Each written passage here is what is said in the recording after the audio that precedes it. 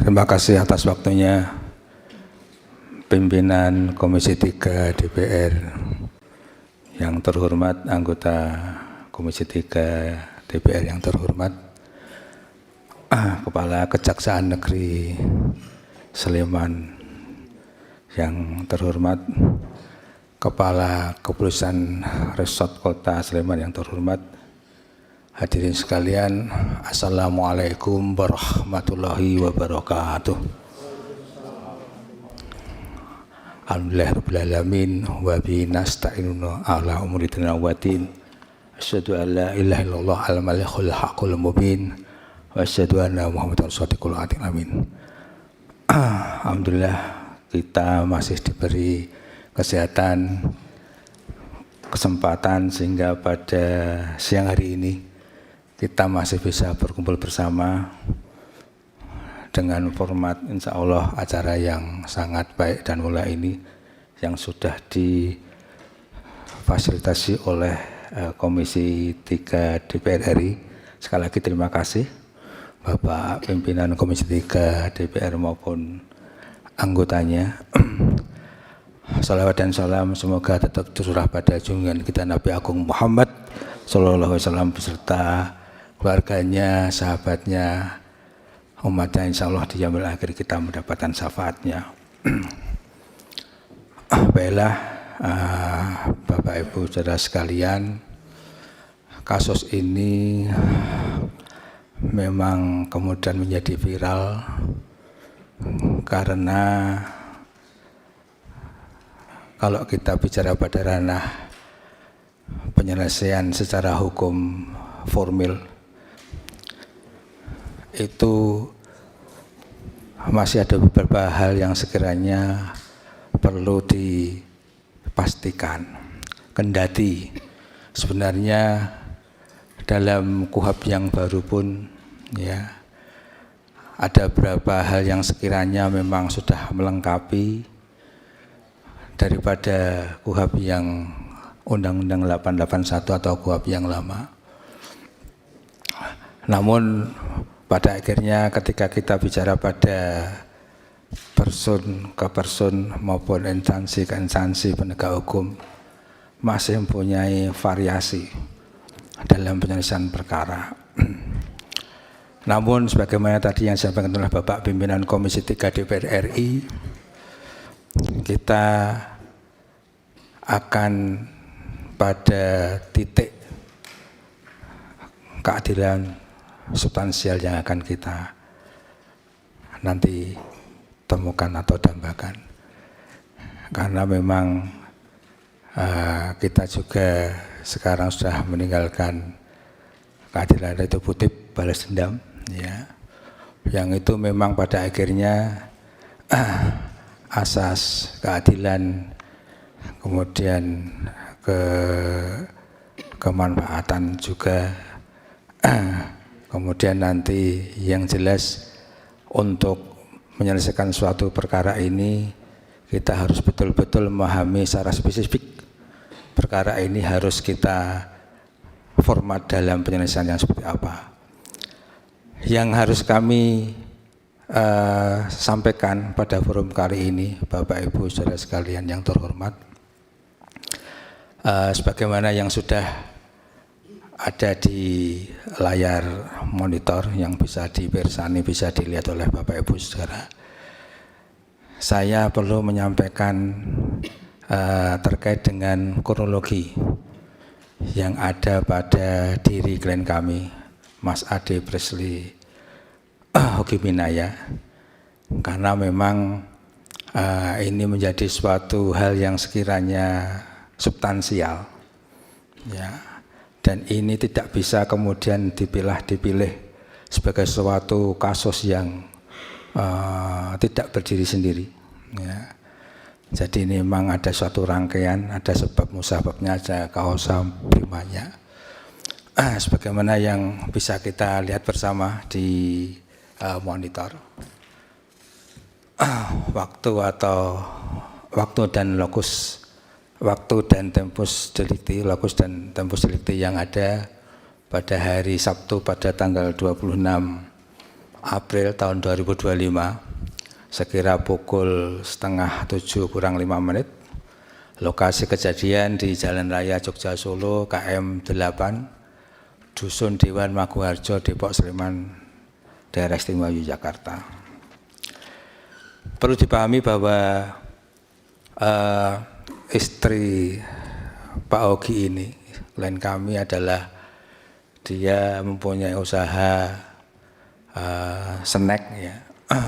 Biasa mendapatkan pesanan snack baik itu dari instansi maupun dari penginapan hotel begitu ya. Saat itu Bu Arista Ningtyas ini, istri Mas Yogi ini akan mengantar pesanan snack di Hotel Grand Diamond yang berada di Jalan Solo ya.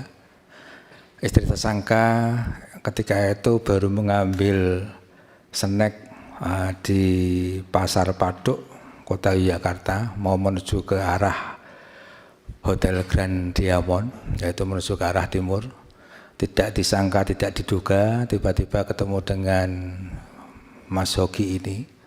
Waktu itu Mbak Arista ini mengendarai sepeda motor, bertemu dengan Mas Hoki di setelah turunan flyover Janti, ya, tidak disangka, tidak dinyana ketemu. Mas Hoki ini naik mobil, sama-sama mau mengantarkan pesanan snack di Hotel Grand Diamond. Jadi mereka bertemu di situ bersama-sama mau ke arah Hotel Grand Diamond. Ya. Kemudian waktu itu Mas Hoki juga melihat kok istrinya kayaknya ada yang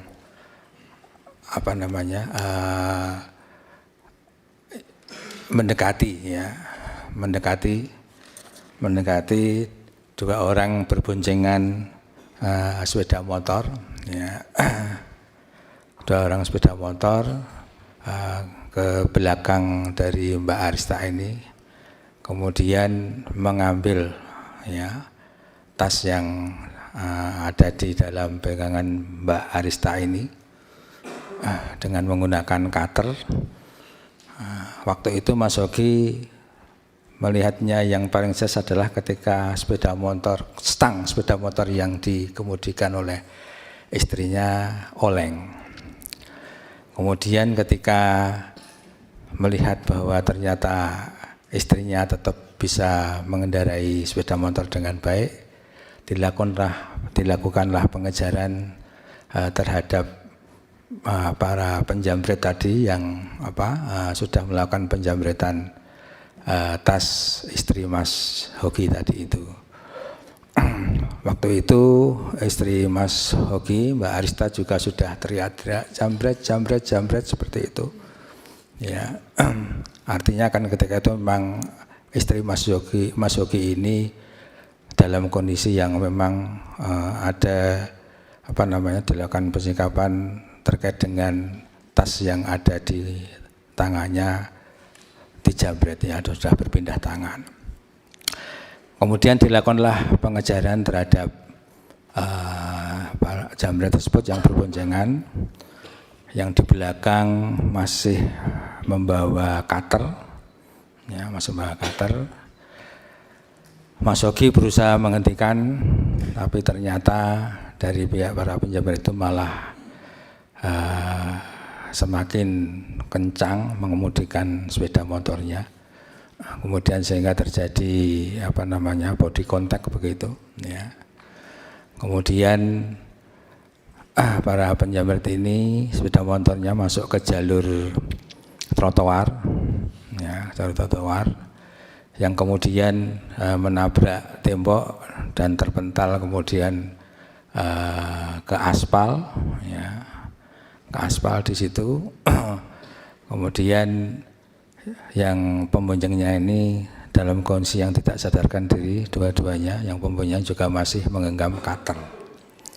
Nah, itu yang sebenarnya kalau kita bicara substansinya adalah di situ. Tapi yang jelas Mas Hoki melakukan pengajaran terhadap jambret itu kan ada sebab musababnya, ada kausannya, ya.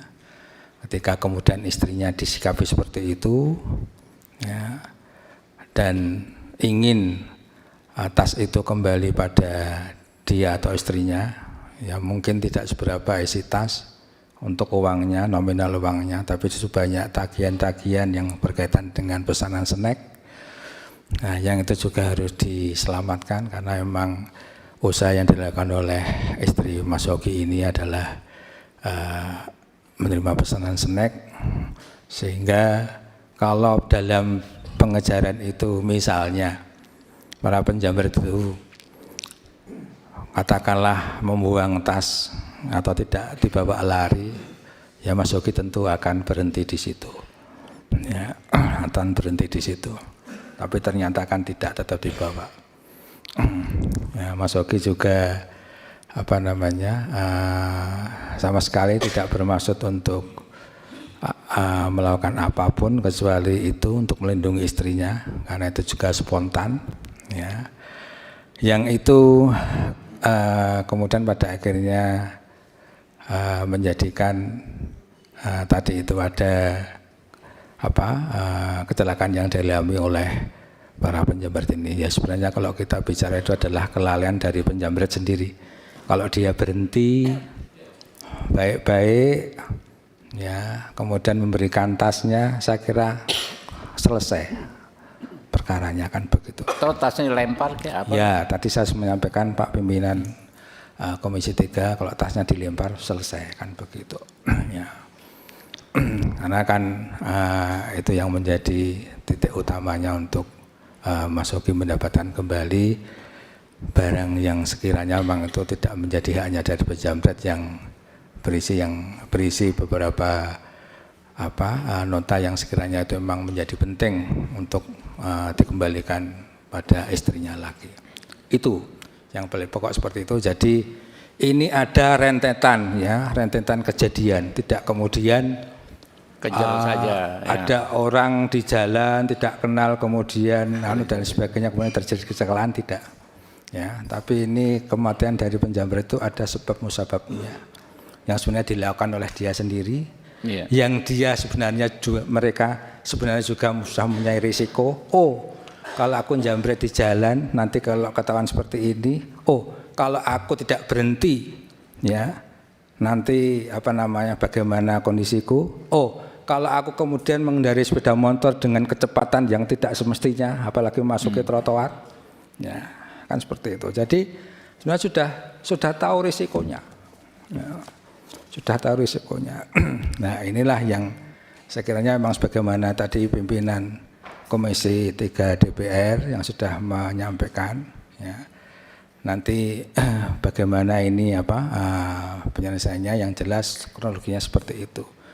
Klien kami melakukan pengajaran terhadap jambret itu ada sebab musababnya, dan para jambret jelas dia sudah tahu risiko yang harus dihadapi ketika kemudian dia melakukan tindak kejahatan di jalan seperti itu.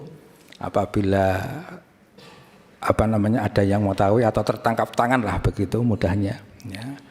Sehingga kemudian kalau terjadi semacam itu atau kondisi yang sekarang baru kita diskusikan ini, mereka sudah tahu sebenarnya risiko yang akan dihadapi, ya. Itu kalau Bapak Pimpinan Komisi 3 maupun anggota, kalau kronologinya seperti itu, ya. Oke. Ya. Pak Hoginya ada yang ingin disampaikan?